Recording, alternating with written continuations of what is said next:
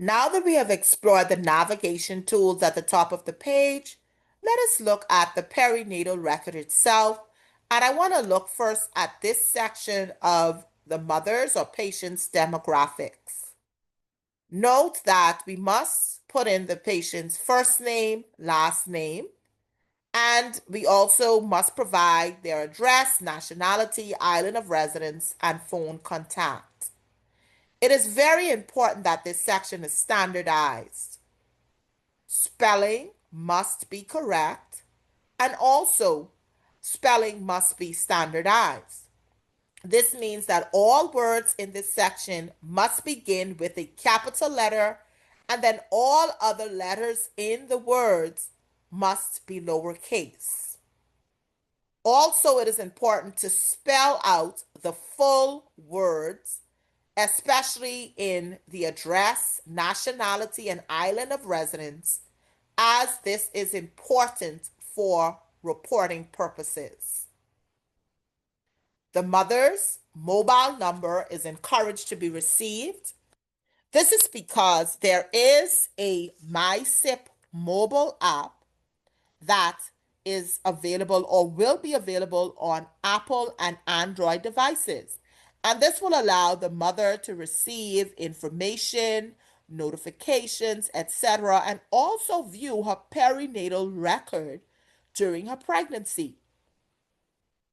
The area code must be provided when inserting the mother's mobile number. Next, in the education section, I want to note that this field only allows for one-digit numbers. For example, if a mother was in university for 10 years, you will not be able to input 10 as the years in highest level. Years in highest level means what is the standard highest level for the mother's level of education. So if she received a bachelor's degree and it took her 10 years to receive that bachelor's degree, you would input the standard amount of years, which is 4. Let us move to the right of the screen, and at the top right of the screen, we're looking at place of antenatal visits as well as place of birth or abortion.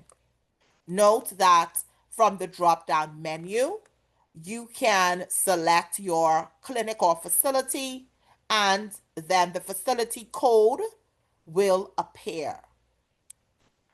Also note that you can free text or begin free texting the name of your facility, and then it will populate the code and you can click on that code as well. Below that is the identification section. And I want to point out to you that currently all IDs fall in the section labeled NIB.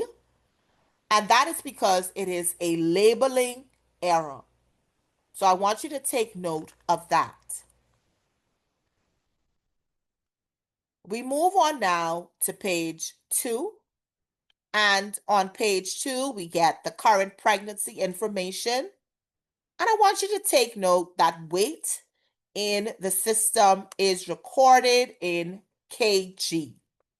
Also note that this system allows you to return and update information. So if you do not have the patient's results at the time of inputting some of the data, you can always come back and update that information later.